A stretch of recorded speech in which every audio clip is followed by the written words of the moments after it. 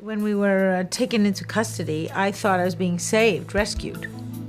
And then later on, I realized that we weren't being rescued at all, and that this was just the beginning of a nightmare that would last for 17 years.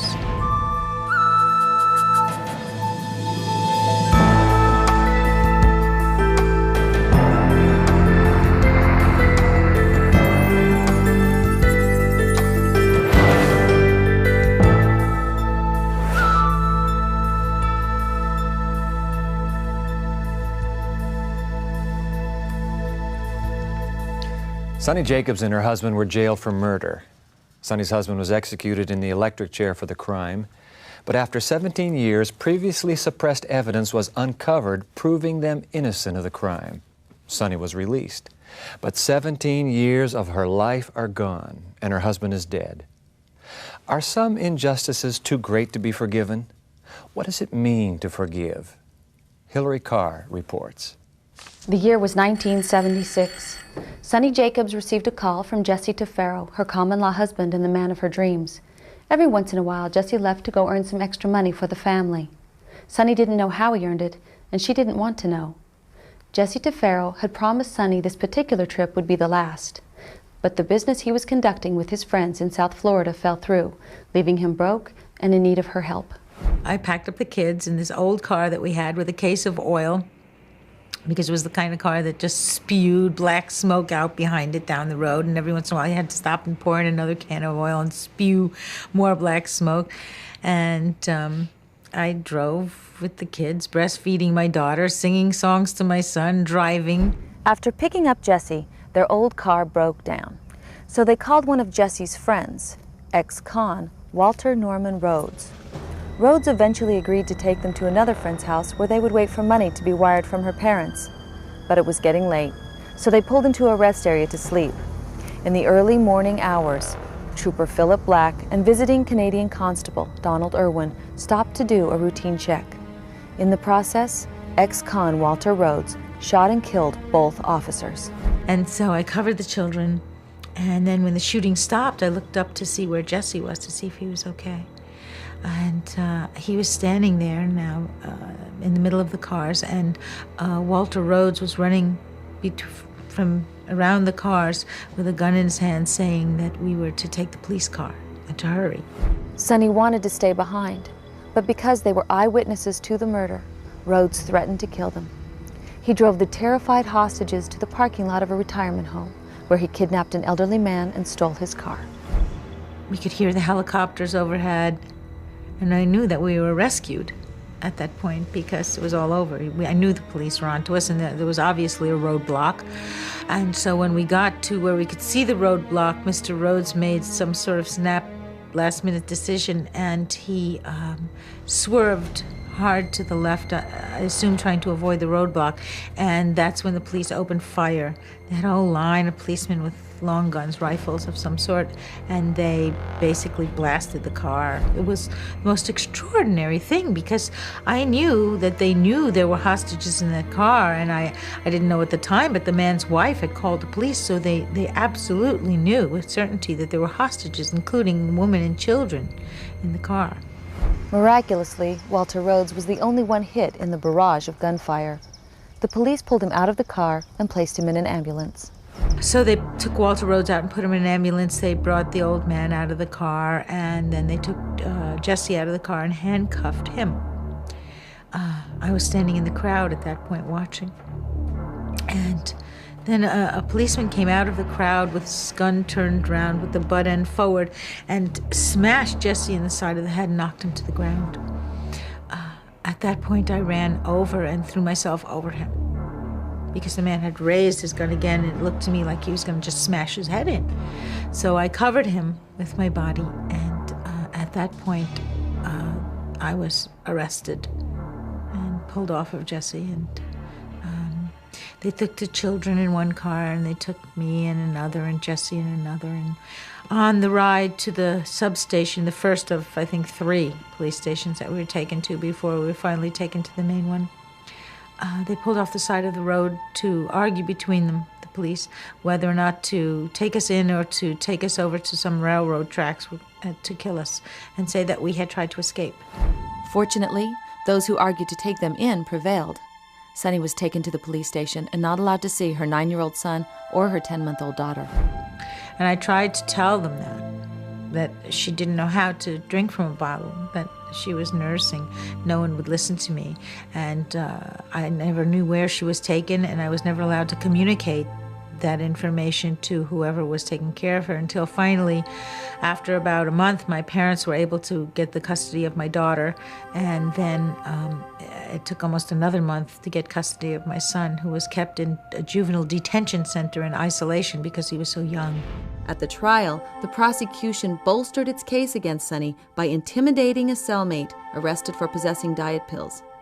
They told her she could go free if she helped them get a conviction, but could face years in jail if she didn't. It became apparent to me at that point in time that they weren't looking for truth. They were looking for conviction, and that things were not what they were supposed to be. In order to avoid the electric chair, Walter Rhodes plea bargained for 3 life sentences in exchange for his incriminating testimony against Sunny and Jesse. Jesse Tefero's trial lasted only 4 days, after which he was convicted and sentenced to death. A jury found Sunny Jacobs guilty and sentenced her to life in prison. But the judge, a former highway patrol officer, overruled the jury and illegally sentenced her to death. And I think he knew eventually that his sentence would be overturned, but that he would get a good chunk of my life in the meantime, and he did. We'll have more of this amazing story when we come back.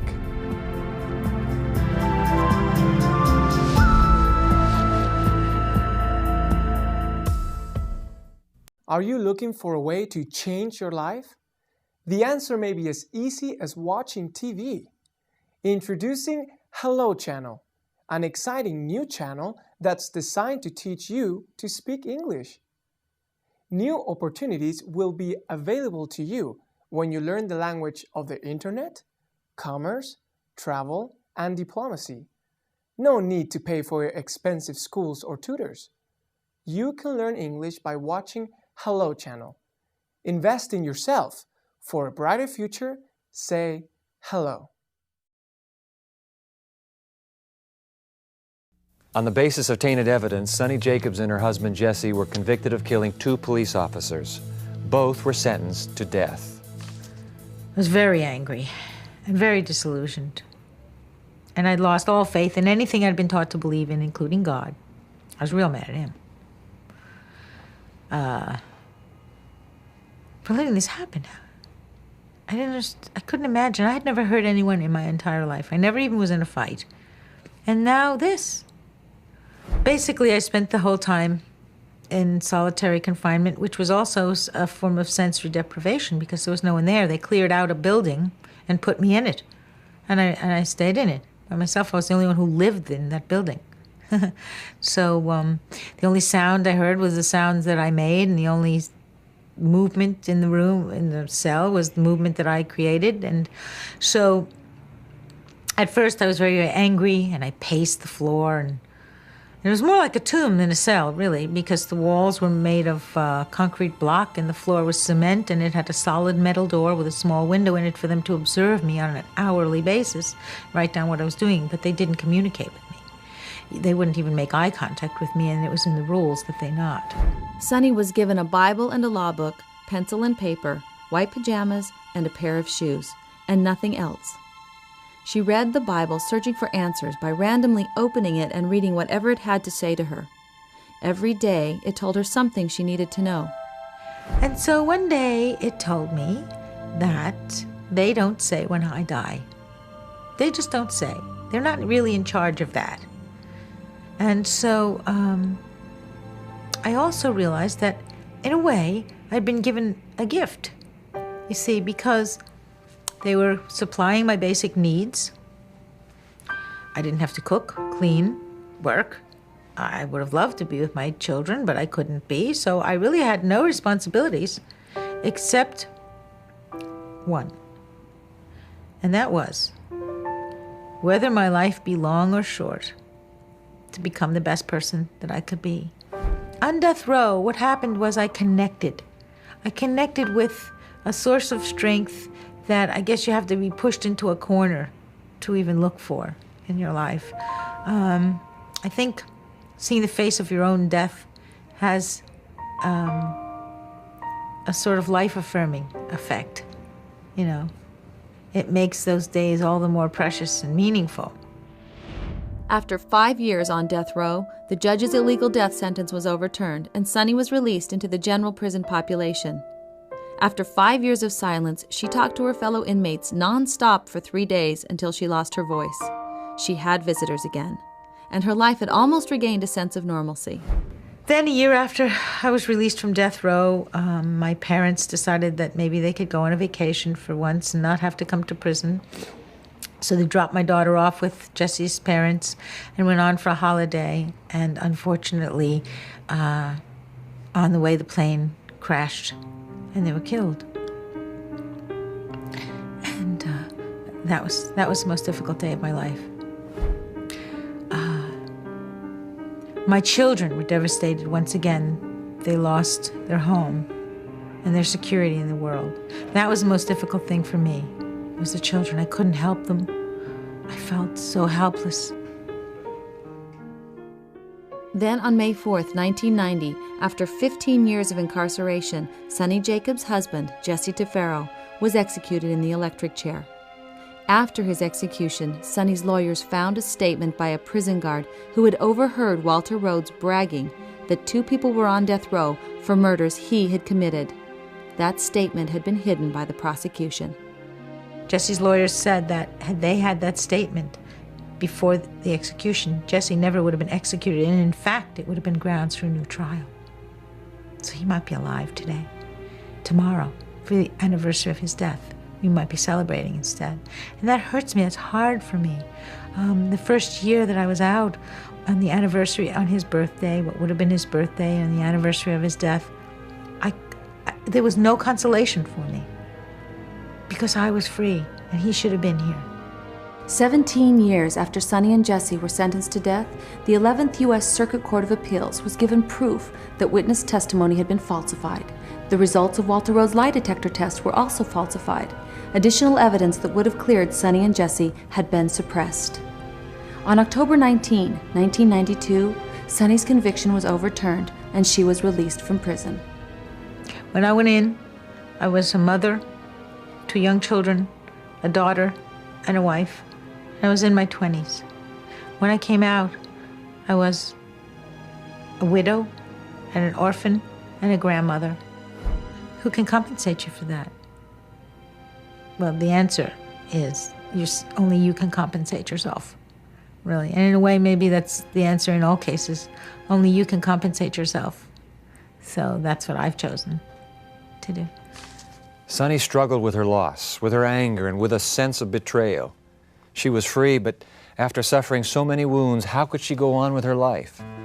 We'll find out when we talk to her here in the studio right after this.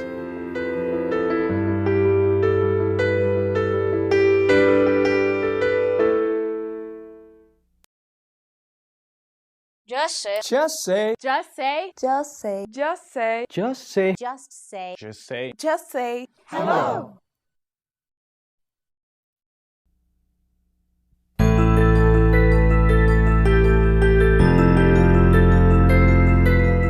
We've been recounting the amazing story of Sunny Jacobs, who spent 5 years on death row and then an additional 12 years in prison for a crime you didn't commit.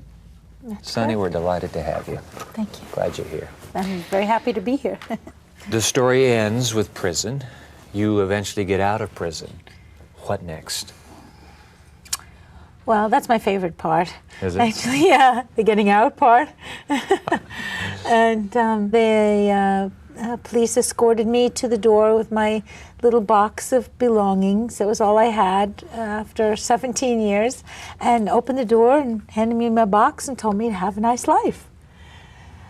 And I didn't know what to do because there was no one there to tell me.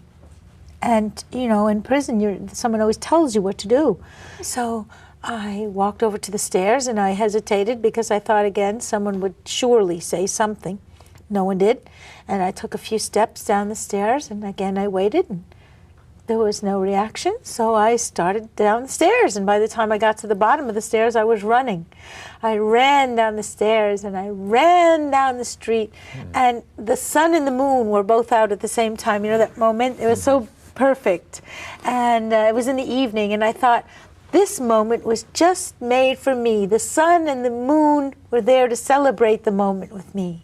And yet, even at that moment, you have lost practically your whole world. You've lost your husband, Jesse.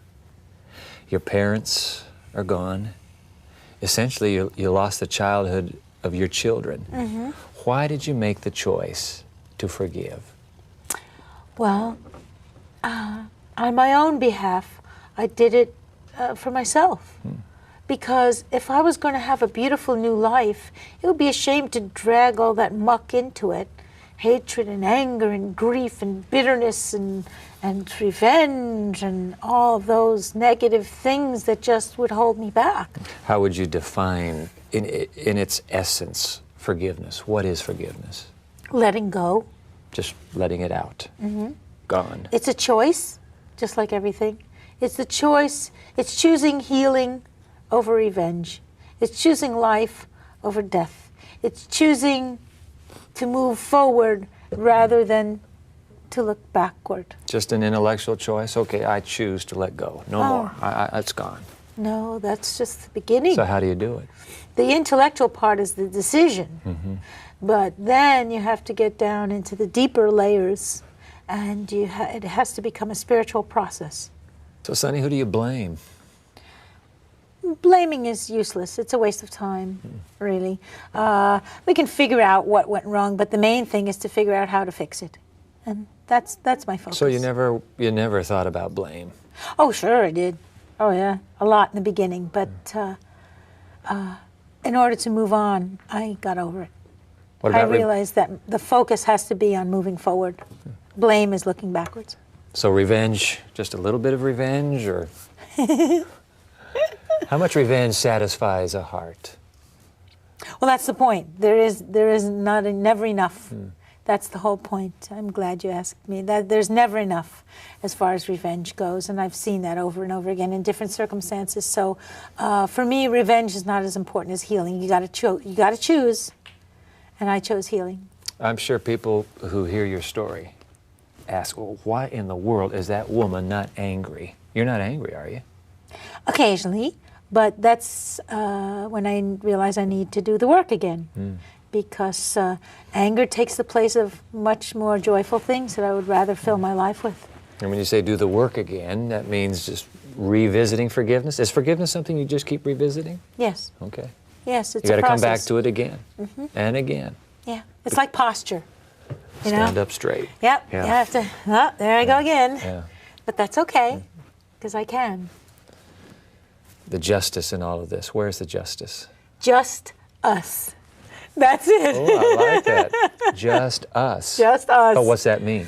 That means that if we each individually take up our responsibility to see that we are just to one another, that's the only justice we're really going to find in this lifetime. Hopefully, social justice will follow. Should I try to find justice for others?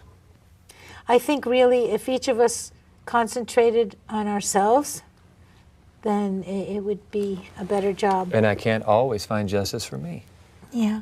It's sort of like a story that someone told me in Ireland about the father and daughter trapeze artists. And she said, "Don't worry, Dad, I'll look out for you and you look out for me and we'll be okay." And he said, "No, daughter, you look out for you and I'll look out for me and then we'll be all right."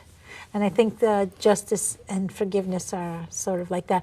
But I think, yes, once you decide that you will live a just life, you visit it upon all of those with whom you have dealings. Is it possible that in this life, justice sometimes is never really done? And the only justice that you can really count on is the justice that you give yourself. Justice is up to us. So, punishment isn't up to us so much. Revenge, saith the Lord, I believe, shouldn't be up to us. So we have to give ourselves justice. In my personal tragedy, I got to a point where I felt that in order to honor the lives that were lost, my own life included, the lives, all the possible lives I could have had, Jesse's life, my parents' lives, my children's lives that they could have had.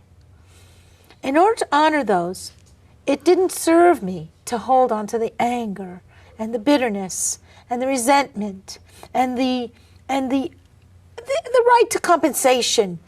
I should be compensated, you see. But I realized that the only one who could compensate me was me. And in this situation, for me to take their mother from them too and replace her with a miserable, old, bitter woman sitting there waiting to be compensated, that's not justice. The only justice that I could bring to the situation was to give them a loving, joyful, open person who can show them, who can be an example to them of what you can do when a tragedy happens and you have nothing and you pick yourself up and you move on and you make it better. And that's what forgiveness did for me. And that's the justice in this situation. I make that. That's my choice. And everybody has that choice. I can't make the whole world right.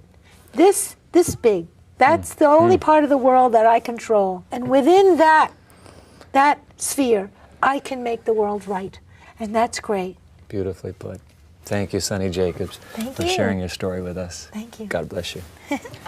Would you like to learn more about Sonny's story and her remarkable insights into forgiveness?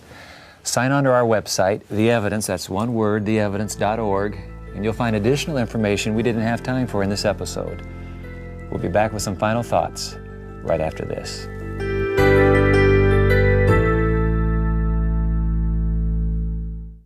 Learn English and have fun on Hello Channel. We know where they've taken her. In a defining time, amid a noble quest, a bond is forged.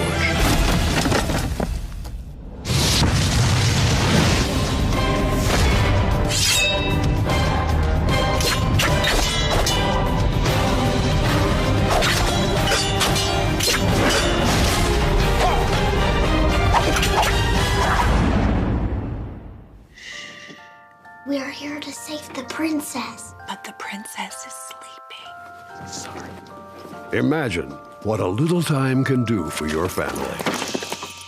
The princess is sleeping. Oh, sorry. Excuse us. Shh. From the Church of Jesus Christ of Latter-day Saints. Sonny Jacobs' story stretches the quality of forgiveness to its human limits.